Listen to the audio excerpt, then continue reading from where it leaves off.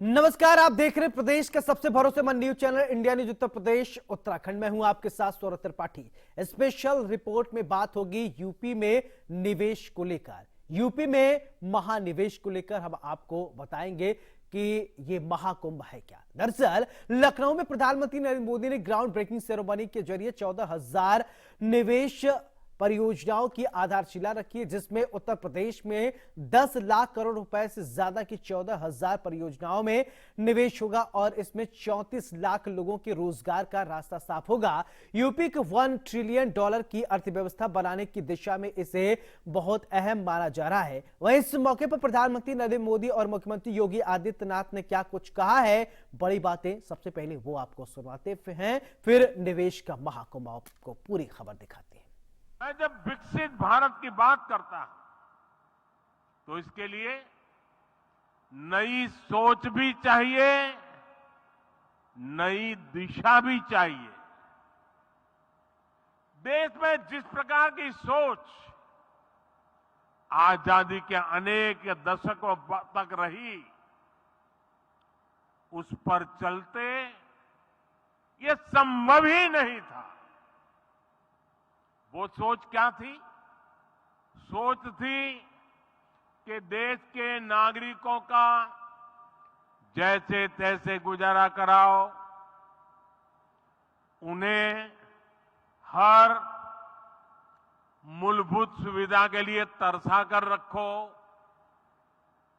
पहले की सरकारें सोचती थी कि सुविधाएं बनाओ तो 2-4 बड़े शहरों में नौकरियों के अवसर बनाओ तो कुछ चुनिंदा शहरों में।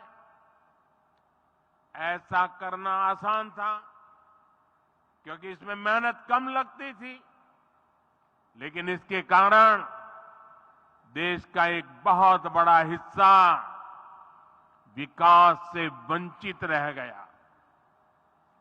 यूपी के साथ भी अतीत में ऐसा ही हुआ है, लेकिन डबल इंजन सरकार ने उस पुरानी राजनीतिक सोच को बदल दिया है। हम उत्तर प्रदेश के हर परिवार के जीवन को आसान बनाने में जुटे हैं। जब जीवन आसान होगा तो बिजनेस करना और कारोबार करना अपने आप में आसान होगा।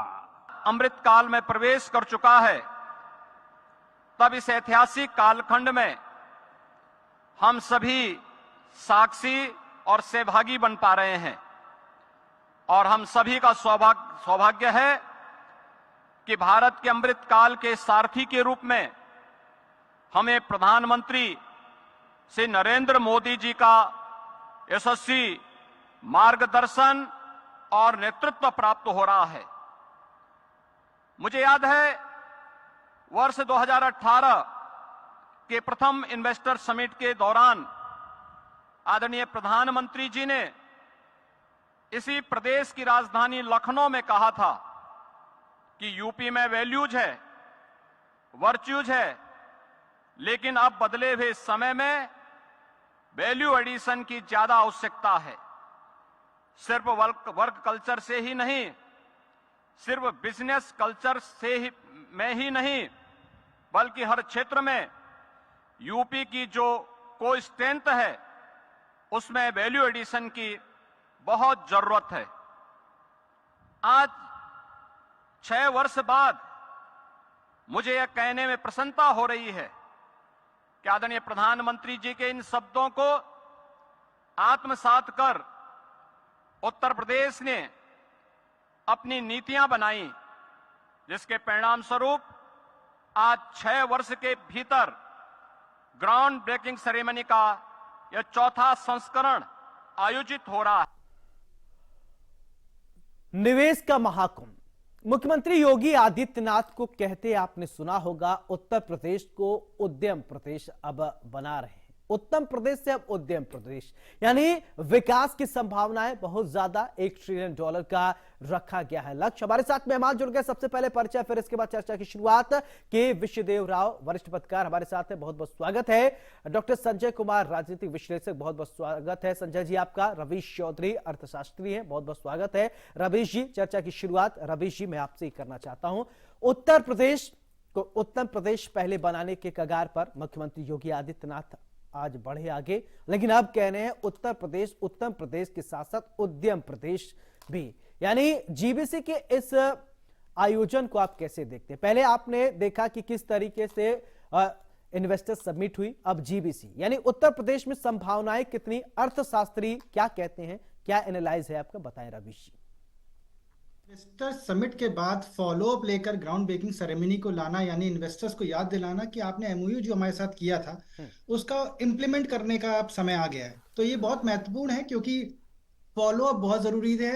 बहुत सारा एमओयू फाइल साइन हो जाता है 1-1 लाख करोड़ का, लेकिन धरातल पे क्या काम कर रहा है पहले तो ये सेरेमनी इसलिए बहुत इंपॉर्टेंट है। दूसरा, देखिए इकोनॉमी, ये जो गवर्नमेंट है थोड़ी सी कैपिटलिस्ट गवर्नमेंट है, ये कैपिटलिस्ट की तरफ ज्यादा फोकस कर दिया और ये अच्छी बात है क्योंकि डेवलपमेंट तभी होगा जब कैपिटलिस्ट की तरफ रहेंगे। हालांकि बैलेंस आपको देना पड़ेगा सोशल इकोनॉमी में और कैपिटलिस्ट इकोनॉमी में। तीसरा, देखिए बहुत अच्छे इन्वेस्टमेंट्स जो आ रहे हैं उसके पीछे राज क्या है? उसके पीछे राज बहुत सारे इंसेंटिव्स हैं, काफी अच्छी इंसेंटिव स्कीम्स हैं। जैसे राज्य का एसजीएसटी कैपिटल गुड्स में वापस हो जाएगा। उसके बाद आप अगर 100 करोड़ के ऊपर का कुछ खरीद रहे हैं, प्लांट लगा रहे हैं, तो उसको 7 भागों में आप देंगे। वहीं पर अगर आप और देखें तो इसमें बहुत सारी इंसेंटिव्स हैं जो काफी लुभा रही हैं। लेकिन सबसे इंपॉर्टेंट जो विषय है वो ये 1 पॉइंट ऑफ रजिस्ट्रेशन की जहां तक बात आ रही थी, वो अभी तक लागू नहीं हो पाई। उसमें काफी खामियां हैं और जो अधिकारी हैं उनका बड़ा एक उदासीनता रुख रहता है जब इम्प्लीमेंटेशन की बारी आती है। तो इस पे खासा ध्यान रखना पड़ेगा। अब बात करते हैं इकोनॉमी में क्या इफेक्ट पड़ेगा। बिल्कुल, देखिए जहां उद्योगपति आएंगे, उद्योग लेकर आएंगे, तभी वो उद्योगपति कहलाते हैं। और जहां उद्योग आएंगे वहां पर ऑटोमेटिकली हमारी जीडीपी में इंक्रीज होगा। यूपी की जीडीपी में मैन्युफैक्चरिंग होंगी, ओडीओपी पे भी इसकी विशेषकर ध्यान है, वहां से भी हमारे पास रेवेन्यू जनरेट होंगे। तो ये रेवेन्यू तो जनरेट होगा, जीडीपी बढ़ेगी, पर कैपिटा इनकम बढ़ेगी। तो ये एक अच्छा कदम है जो चल रहा है। अब देखना है, अभी अशोक लेलैंड मेरे ख्याल से परसों भूमि पूजन करने वाला है। तो ये एक अच्छा कदम है, इकोनॉमी में अच्छा असर पड़ेगा, इसका पॉजिटिव इंपैक्ट पड़ेगा। ठीक है, के विश्वदेव राव जी, मैं आपसे ये जानना चाहता हूं, देखिए इससे पहले उत्तर प्रदेश को अलग अलग लोगों के द्वारा आपने सुना होगा परिभाषित किया जाता था, संभावनाओं की कमी देखी जाती थी, कई सरकारें आई और चली गई। योगी आदित्यनाथ जब से आए हैं उनकी ये कोशिश है कि निवेश उत्तर प्रदेश में बढ़े। आपको लगता है कि मुख्यमंत्री योगी आदित्यनाथ कहां तक सफल हो पाए हैं अभी तक? देखिए सौरभ भाई, इसके कई कारण हैं कि वो सफल हो पाए। पहला कारण तो ये है, 2014 में जब नरेंद्र मोदी सरकार आई तो उन्होंने खास तौर पे वो काशी से चुन के आए नरेंद्र मोदी जी, तो उनका खासा फोकस उत्तर प्रदेश पे हो गया, काशी को देखते हुए। उसके बाद जब ये अयोध्या वाला मुद्दा आया और योगी आदित्यनाथ की सरकार बनी पहली बार, उसके बाद दूसरी बार दोबारा सरकार बनी, इस क्रम में चलता चला गया क्योंकि अपराध कहीं ना कहीं कम हुआ। आज प्रधानमंत्री ने अपने भाषण में एक बात बहुत जरूरी कही जो कई लोगों ने नहीं बताई। उन्होंने कहा उत्तर प्रदेश में अपराध कम हो गया, इसकी वजह से इन्वेस्टर जितने आए हैं उनको एक बिलीफ हुआ। पिछले की सरकारों में इन्वेस्टमेंट जरूर आए हैं लेकिन उस लेवल के नहीं आए जो क्योंकि जिस लेवल के पिछले 7 सालों में आए। उसका मेन कारण अपराध था। अपराध से कई जो उद्यमी होते हैं वो उस जगह काम नहीं करने आते। एक छोटी सी घटना बताऊं आपको, कानपुर में एक फैक्ट्री हुआ करती थी, उसको वहां पर वो करोड़ों का टर्नओवर था उसका, वो सिर्फ इसलिए बंद हो गई क्योंकि वहां पर जो माफिया थे उन्होंने वहां कर्मचारियों को एक्स्ट्रा वेतन और सुविधाएं और भूमि वसूली जैसे कहते हैं वो करने के नाम पे वहां लोगों को काम नहीं करने दिया। तब ये घटनाक्रम जहां जहां बंद हुआ है। अब आप छोटी सी बात ले लीजिए, ओडीओपी की वजह से जिले में जो आदमी काम करता था उसका पदार्थ आज की डेट में विदेश में ऑनलाइन बिक्री होता है यहाँ से पैकेजिंग होके बाकायदा सरकार की मदद से पैकेजिंग प्लांट लगे हैं, उसकी मदद से पैकेजिंग होके वो सीधे उत्पाद विदेश चला जाता है। पहले क्या होता था, कोई भी व्यापारी आता था, अपने मुंह मांगे दाम पे खरीदता था और उसको जाके ऊंचे दामों में बेचता था। सरकार ने ये चीजें क्रियान्वित करी हैं और इन चीजों को एक टीम बनाई है। आईएएस जो पहले कोविड के दौरान टीम 9 कहा करते थे हम लोग, आपको याद होगा, आज टीम 42 बना दी है मुख्यमंत्री योगी आदित्यनाथ ने, जिसमें रिटायर्ड आईएएस ऑफिसर्स भी हैं, अवनीश अवस्थी जी हो गए, नवनीत सहगल हो गए, संजय भूस रेड्डी हो गए, अरविंद कुमार हो गए, ये सब प्रूवन ऑफिसर्स हैं। उसके साथ जो नई जो टीम है, संजय प्रसाद जी, शिशिर जो डायरेक्टर इंफॉर्मेशन है हमारे, इन सब लोगों की पूरी एक टीम है जो इन सब चीजों को माइन्यूटली मॉनिटर करती है। दूसरी बात, रवीश भाई ने एक बात बोली, मैं उसमें थोड़ा ऐड करना चाहूंगा। जो इन्होंने इन्वेस्टर समिट करी उसमें इन्होंने 23 में उसमें इन्होंने दिखाया था कि 40 लाख करोड़ के एमओयू साइन हुए। आज जो ग्राउंड ब्रेकिंग करी है उसमें इन्होंने बोला है कि 40 लाख में से 10 लाख करोड़ के ग्राउंड पे आ गए हैं इन्वेस्टमेंट, ये दिखाया है। ये बहुत बड़ी बात है। 25% इन्वेस्टमेंट ऑफ एमओयू, ये तो किसी राज्य में नहीं हो पाया है। ये सौरभ भाई, ये तो वाकई काबिले तारीफ बात है। बिल्कुल। चलिए डॉक्टर संजय कुमार जी, राजनीतिक विश्लेषक आप हैं, आपने कई सरकारें देखी, इससे पूर्ववर्ती सरकार पे किसी विशेष सरकार का नाम नहीं लूंगा, लेकिन आप समझ रहे हैं सभी सरकारें आई। योगी सरकार की अगर बात किया जाए तो इन्वेस्टर समिट, फिर इसके बाद जीबीसी को लेकर उत्तर प्रदेश में जो व्यापार को लेकर संभावनाएं हैं, तराशा जा रहा है, कितना कारगर आपको लग रहा है बीमारू राज्य से निकलना? और अभी तक मुख्यमंत्री योगी आदित्यनाथ के कार्यकाल को देखें तो कितना सफल मान रहे हैं आप? देखिए सौरभ जी, जहां तक मुझे ध्यान आ रहा है कि पिछले वर्ष जब इन्वेस्टर समिट हुआ था उत्तर प्रदेश में, उस समय शुरुआती आकलन 21 से 22 लाख करोड़ रुपए उत्तर प्रदेश में लाने की योजना थी। बाद में वो रिवाइज किया गया 27-28 और बाद में वो लगभग 32-33 लाख करोड़ के आसपास की वो योजना बनी। ठीक एक साल बाद, यानी फरवरी में पिछले वर्ष ये हुआ था, इन्वेस्टर समिट हुआ था, और एक साल बाद अगर धरातल पर 10 लाख करोड़ की परियोजना आकार ले रही है तो निश्चित तौर पर मुझे लगता है कि मुख्यमंत्री योगी आदित्यनाथ जी को इसका क्रेडिट जाना चाहिए। इसका मतलब ये है कि पर्दे के पीछे उन्होंने काफी मेहनत की है और उन्होंने एक उत्तर प्रदेश को जो उत्तम प्रदेश बनाने की बात की है और अब उद्यम प्रदेश बनाने की जो बात की है, तो उत्तर प्रदेश से उत्तम प्रदेश, उत्तम प्रदेश से उद्यम प्रदेश, ये जो पूरा एक कंटिन्यूम जो है, मुझे लगता है कि एक विश्वास जगा रहा है। और मुझे खास तौर से जो सबसे अच्छा लग रहा है इसमें सौरभ जी, कि एमएसएमई सेक्टर, मैं छोटे छोटे उद्योग जिसमें कि ज्यादातर लोगों को रोजगार मिल सके, हर एक, जैसे ओडीओपी की इनकी जो परियोजना है मुझे अच्छी लगती है। पर्सनली स्पीकिंग मुझे लगता है कि इस प्रकार की परियोजना होनी चाहिए। तो एमएसएमई में जो 300 परियोजनाएं आई है, लगभग 45,000 करोड़ के आसपास की, ये ज्यादा एक बेहतर संदेश देती है। और इसी प्रकार से हाउसिंग डिपार्टमेंट में है, अशोक लेलैंड की बात आई है, स्कूटर्स इंडिया लिमिटेड जो भी लखनऊ में है, उस जगह पे अशोक लेलैंड की स्थापना होगी। मुझे लगता है कि छोटी छोटी परियोजनाएं दिखने में छोटी लगती है लेकिन प्रदेश के विकास में बड़ा योगदान कर सकती है।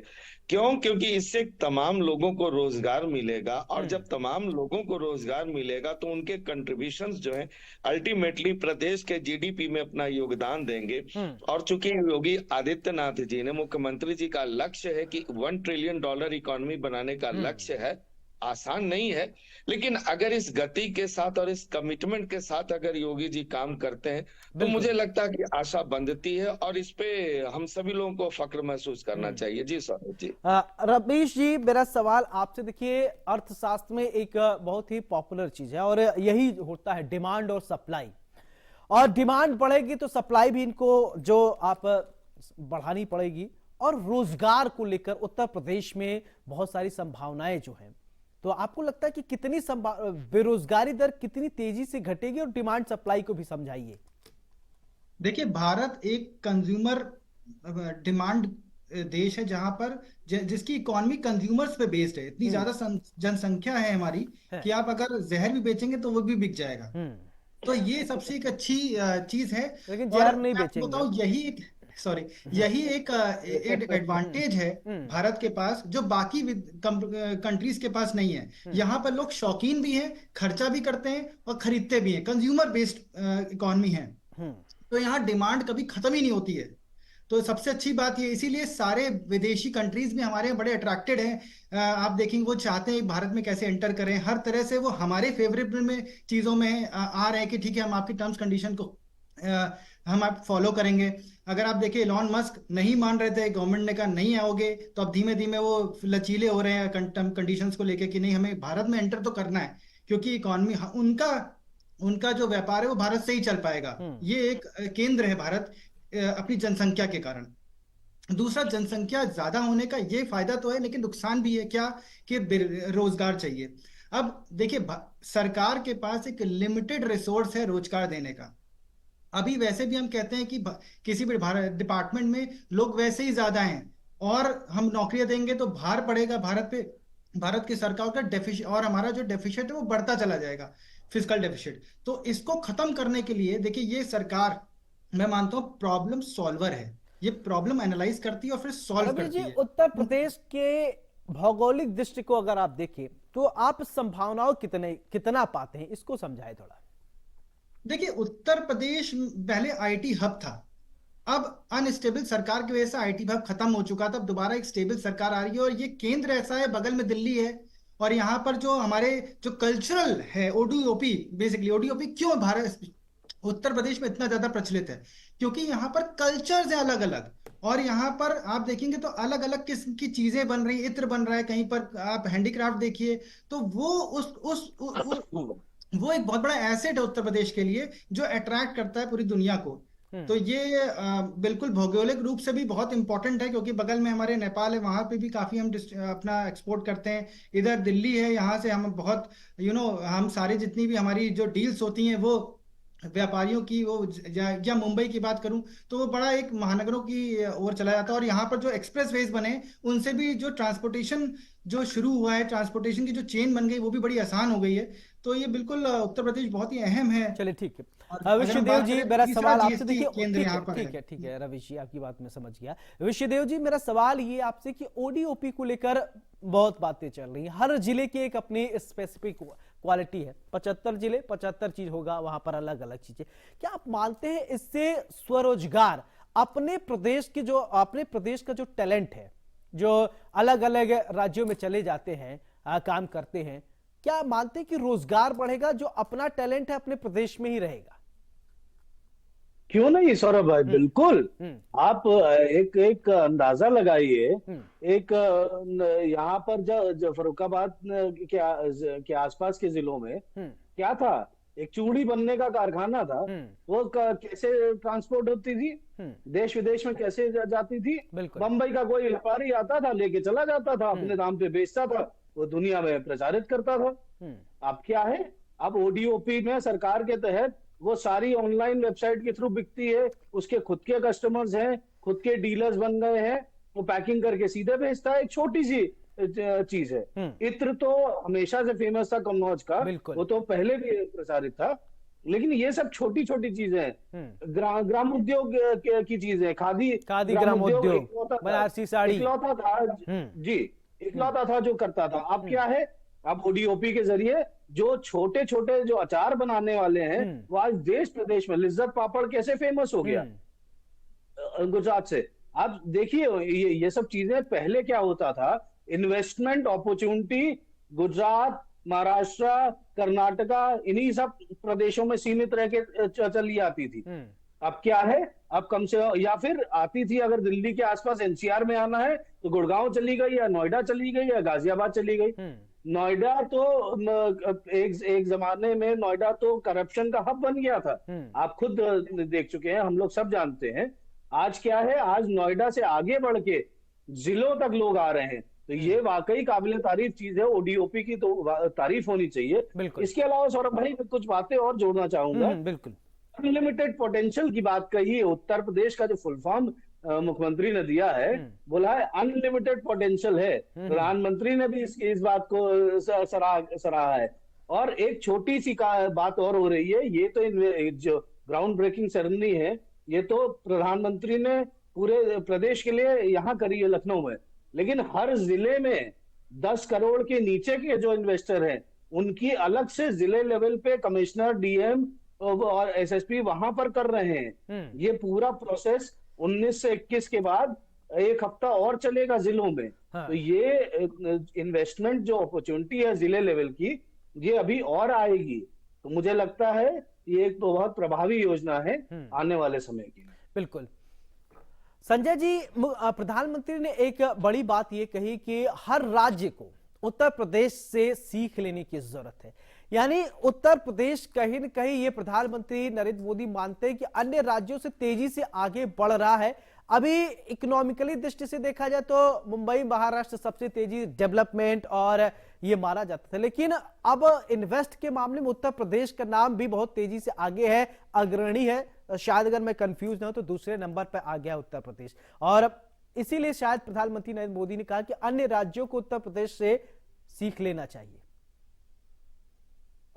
सौरभ जी, बात बिल्कुल सही है कि इन्वेस्टर्स के अट्रैक्शन के हिसाब से यूपी नंबर 2 पे है। फाइनली जमीन पे कितने यूनिट्स आकार लेते हैं ये तो अगले महीने, 2 महीने, 6 महीने में ही पता चल पाएगा। लेकिन कहीं ना कहीं जो इन्वेस्टर्स हैं, जिसमें फॉरेन इन्वेस्टर्स भी हैं, इसमें देशी भी हैं, ये लगातार अपनी रुचि प्रकट कर रहे हैं और उत्तर प्रदेश में एक नए कल्चर का, औद्योगिक कल्चर का निर्माण भी हो रहा है। मैं इसको एक थोड़ा दूसरे तरीके से भी सौरभ जी बताना चाहता हूँ कि उत्तर प्रदेश में जैसे 75 जिले हैं और यहाँ की जनसंख्या 25 करोड़ है, तो लगभग हर एक जिले में 30 से 35 लाख ऑन एन एवरेज यहाँ की पॉपुलेशन होती है।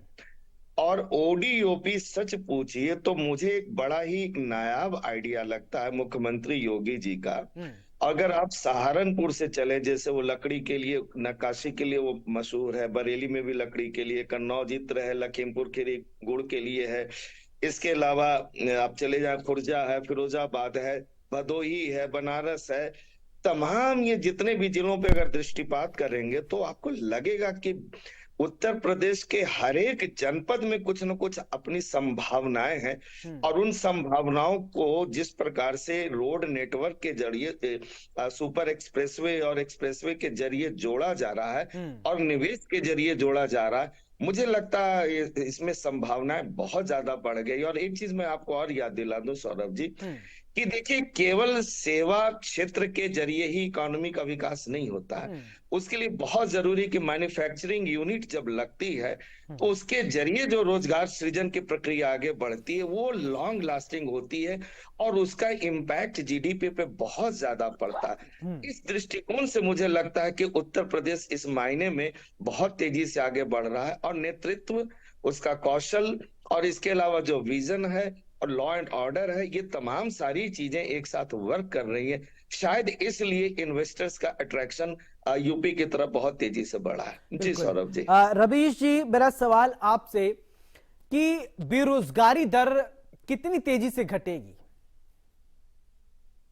देखिए, बेरोजगारी, ये एक अनुमान लगाना मुश्किल है कि बेरोजगारी दर कितने दर से गिरेगी, क्योंकि क्या ग्राउंड रियलिटी में क्या आता है ये देखने वाली बात है। लेकिन मैं आपसे एक चीज जरूर कहूंगा, ये गवर्नमेंट प्रॉब्लम सॉल्वर है।